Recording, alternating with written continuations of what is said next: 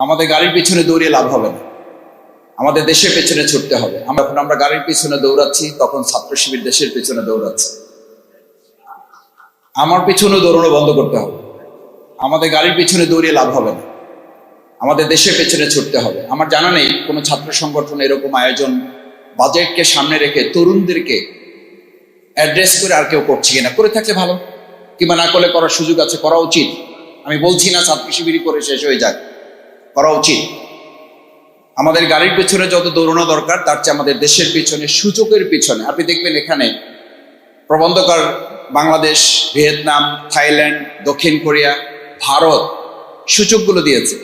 আল্লাহর খাস মেহরবানি, আমি দেখার চেষ্টা করেছি ম্যাক্সিমাম সূচকগুলোতে আমরা পিছনে পড়ে আছি। কারণ আমরা তো দৌড়ে দেশের, আমরা তো দৌড় গাড়ির পিছনে। এবং এটা যে শুধু 2026-এ দৌড়ানো হচ্ছে তা না, এরকম দৌড়িয়ে আমাদের বহু ছেলেদেরকে গাড়ির নিচে পড়ে মারাও যেতে হয়েছে।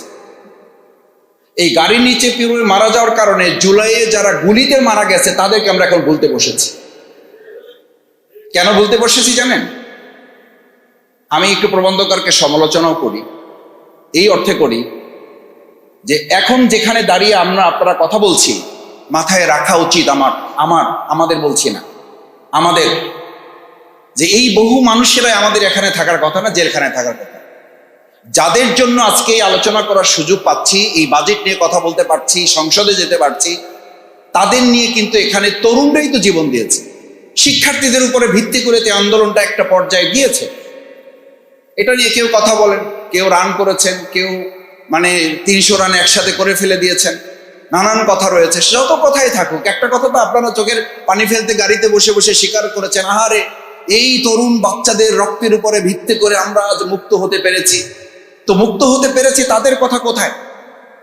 আমি প্রথমেই বলতে চাই, জুলাই আন্দোলনে যে সমস্ত তরুণ শহীদ পরিবারদেরকে রক্তের এবং গুলির মুখে দাঁড়াতে হয়েছে, তাদের কথা অবশ্যই বাজেটে সম্পৃক্ত করে তাদেরকে অগ্রাধিকার ভিত্তিতে রাখতে হবে। আপনি কোথায় আলোচনা করছেন?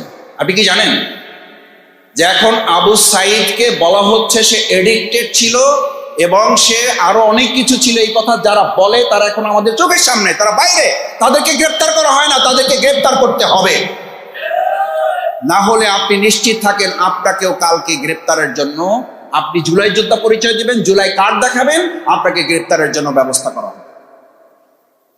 কারণ কোন ফ্যাসিস্টই, আমি তো বরং অবাক হই যে বিগত ফ্যাসিস্ট 17 বছরে তৈরি হয়েছে, আর বর্তমান কোন নব্য ফ্যাসিস্ট তৈরি হইতে তারও সময় লাগতেছে না।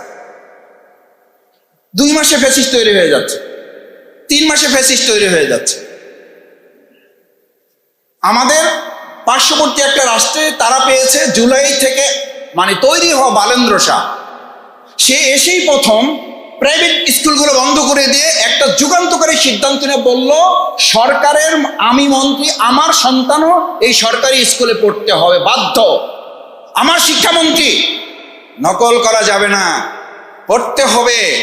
এই ডায়লগ দিয়ে আমাদের তরুণদেরকে এখন ট্রোলের মুখে পড়েছেন। কই, আপনি তো এরকম একটা যুগান্তকারী সিদ্ধান্ত নিতে পারলেন না, কারণ আমরা বালেন্দ্র শাহ পাই নাই।